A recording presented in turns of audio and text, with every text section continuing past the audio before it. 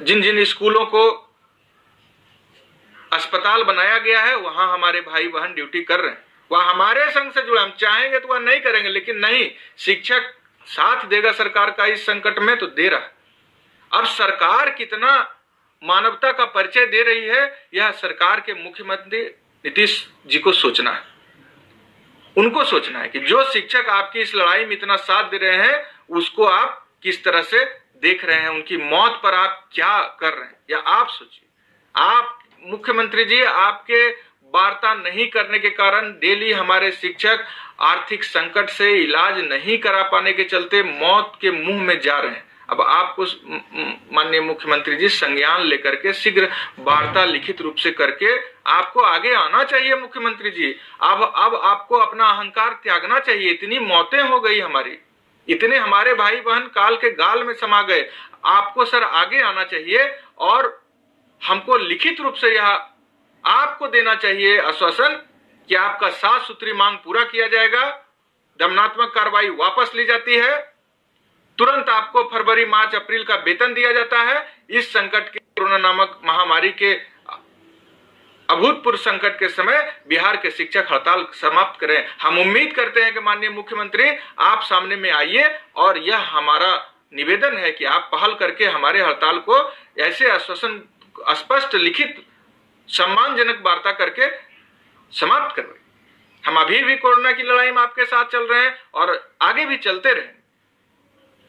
और अगर ऐसा नहीं होता है मुख्यमंत्री महोदय, तो 5 मई, 3 मई को अगर आपने लॉकडाउन समाप्त किया तो 5 मई को राजभवन के सामने 5 लाख शिक्षक अपने परिवार के साथ आएंगे और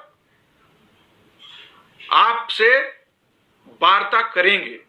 आप नहीं करिएगा तो हम लोग आएंगे आपके घर के पास और वार्ता करेंगे। यह हमारा संवैधानिक अधिकार है। आप हमसे बात नहीं करिएगा, हम आएंगे आपके पास वार्ता करने। अब 5 लाख शिक्षक आएंगे।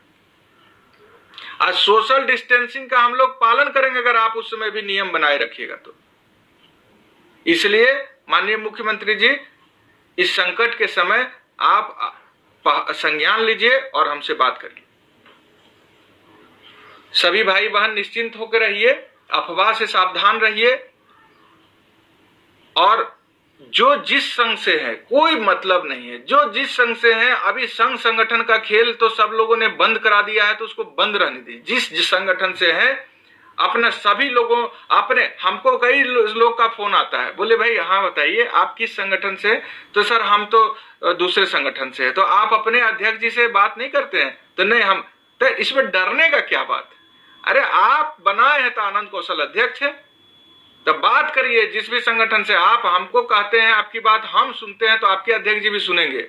आप स्पष्ट रूप से उन तक प्रतिदिन लॉकडाउन में घर में रह के क्या करते हैं, क्या करते हैं? आप जिस भी संगठन में हैं उन अध्यक्ष जी के व्हाट्सएप नंबर पर डेली लिखिए हड़ताल जारी रहना चाहिए, बिना सम्मानजनक लिखित वार्ता के हड़ताल नहीं टूटना चाहिए।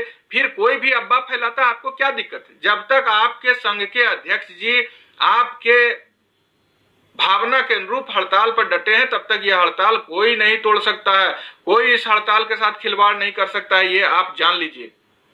लेकिन जब आपके संगठन के अध्यक्ष ही भाग जाएंगे तो भ्रम की स्थिति पैदा होगी। इसलिए जो जहां है, हमको जैसे चारों बगल से जंजीर से लोग जकड़ा है, हमारा जितना भी भाई लाख, जो भी भाई बिहार में लाखों लाख हमारे साथ है जुड़े, सब लोग हमारे हाथ पैर में जंजीर जकड़ दिए। हम भागेंगे कैसे?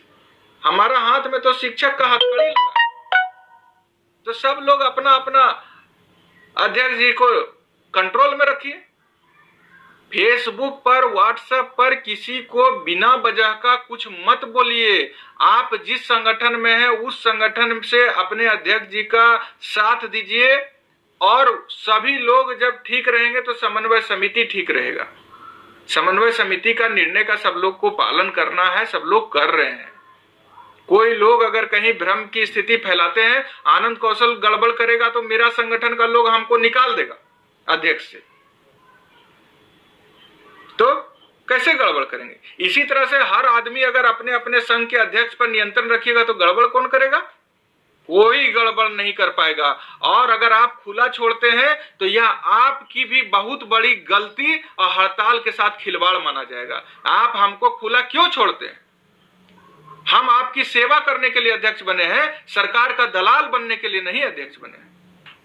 आज जो अमित कुमार जैसे अधिकारी इस तरह का हमारे मौत पर बयान दे रहे हैं कि हमको शिक्षक की मौत से कोई फर्क नहीं पड़ता है, या जो कुछ भी उन्होंने कोई मतलब नहीं है, वो पदाधिकारी निश्चित रूप से कोई दलाल शिक्षक का हमारे बीच का कोई जयचंद उसका मन बढ़ाया है, तो उनका इतना कैसे बोल लेंगे वो?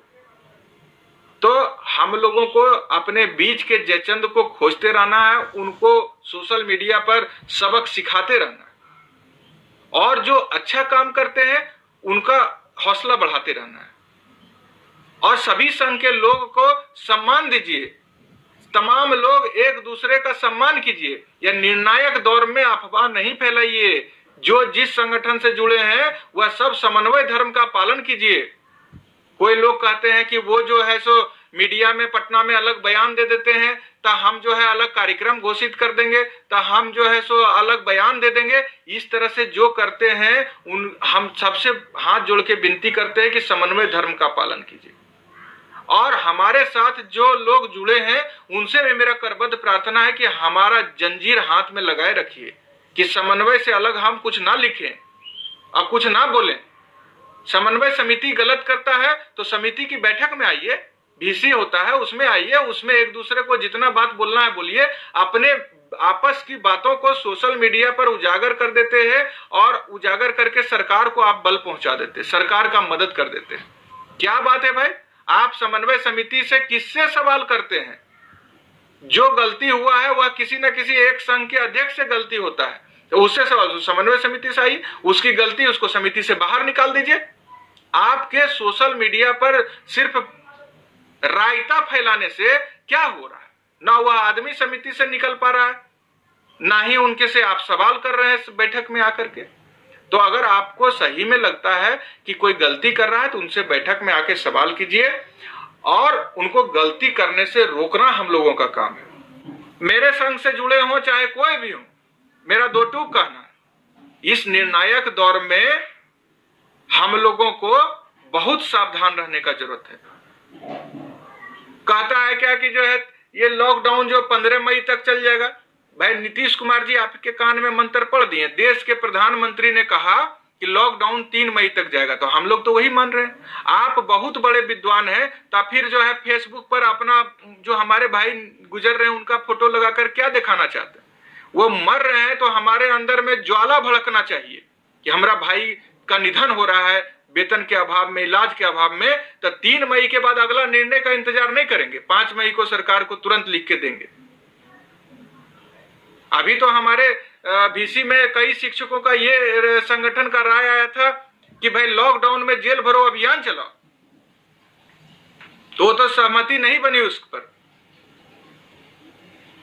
हमने राय दिया कि जो लोग भी सुझाव दिए ठीक है, लेकिन लॉकडाउन में महामारी एक्ट का भी पालन करना है, तो महामारी अधिनियम का उल्लंघन करने पर भी एक केस दर्ज होगा, उसके बाद आपके ऊपर जो और केस दर्ज होगा तो हमने कहा कि ठीक है, अगर सब लोग का सुझाव है लॉकडाउन में ही जेल भरो अभियान चलाइएगा, तो उसमें सबसे पहले आनंद कौशल जैसे अध्यक्ष जो है प्रथम चरण में वो जेल जाइए, और महामारी कानून के तहत एक मुकदमा जो होगा वो सबसे पहले हम जैसे अध्यक्ष झेलिए, क्योंकि हमारे संगठन का यह निर्णय है कि जब जेल जाना होगा तो सबसे पहले राज्य का अध्यक्ष जाएगा।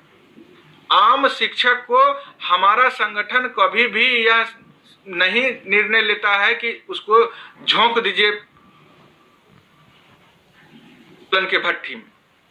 आंदोलन के आग में अगर कोई कुर्बान होगा तो सबसे पहले आनंद कौशल होगा, क्योंकि वह राज्य का अध्यक्ष है। और 18 जुलाई 2019 को समन्वय समिति के आंदोलन में जेल जाकर हमने दिखाया कि संगठन का निर्णय है, आम शिक्षक नहीं। अगर जेल जाने का नौबत आएगा अपने आंदोलन को बचाने के लिए, शिक्षकों के सम्मान को बचाने के लिए, बहनों की मान को बचाने के लिए, तो संघ का अध्यक्ष सबसे पहले जाए। तो हमने कहा जेल जाना है, अगर सरकार बात नहीं सुन रही चलिए, लेकिन इस लॉकडाउन का जिस तरह से देख लीजिए, अभी मछली पार्टी शिक्षा मंत्री किए तो उसके जो है सो SDO DSP साहब पर और BDO साहब पर और सीओ साहब पर, सब पर जो है सो ये महामारी एक्ट के तहत मुकदमा दर्ज किया गया। तो हमारा आंदोलनात्मक मुकदमा अलग होता है, यह महामारी एक्ट का उल्लंघन करने पर एक मुकदमा, तो ठीक है ना, हमको दुख है, हम करेंगे। तो सबसे पहले हमारा बीसी में प्रस्ताव था कि राज्य के अध्यक्ष जो है आनंद कौशल है, वह सबसे पहले प्रथम चरण में जेल जाएगा और हम अपने संघ का बागडोर अपने संघ के महासचिव के हाथ में देंगे। हम ही चला सकते हैं संगठन क्या? कुछ लोग कहेंगे कि अध्यक्ष जेल चला जाएगा, संगठन का, अरे संगठन अध्यक्ष चलता है। हमारे सम्मानित महासचिव आदरणीय रामचंद्र राय हैं, हम जेल में रहेंगे, वो बागडोर संभालेंगे। लेकिन आम शिक्षकों को ऐसे समय में झोंक देना, वह उसके हम कतई समर्थक नहीं। जेल जाना है, अगर सरकार को विरोध जताना है तो आनंद कौशल जाएगा जेल में। ये हमारा सुझाव दिया गया था, तो उस पर सहमति नहीं बनी, और सहमति नहीं बनी तो जेल भरो अभियान नहीं हुआ। उसका घोषणा फिर हम लोगों का बैठक 28 अप्रैल को है। अभी जो एक सप्ताह के बाद 28 अप्रैल को फिर ना स्थिति परिस्थिति का आकलन के लिए समन्वय समिति की बैठक है। आप लोग जो सुझाव देना चाहते हैं, इस वीडियो जो अभी आ रहा है उस पर 2 टूक रूप से अपना दीजिए। हड़ताल जारी रखना है तो जारी रखने का अपना निर्णय सुनाइए, हजारों हजार निर्णय लोग अपना दीजिए, जो सब लोग देखें कि शिक्षकों का निर्णय क्या है। और 28 अप्रैल को जब हम बैठक में जाएं, उसके लिए अगर कोई और सुझाव है, आंदोलनात्मक सुझाव है, या फिर आगे के लिए कुछ और आपका सुझाव है, तो वह सुझाव भी लिखें। यह मेरा आपसे अपील है। और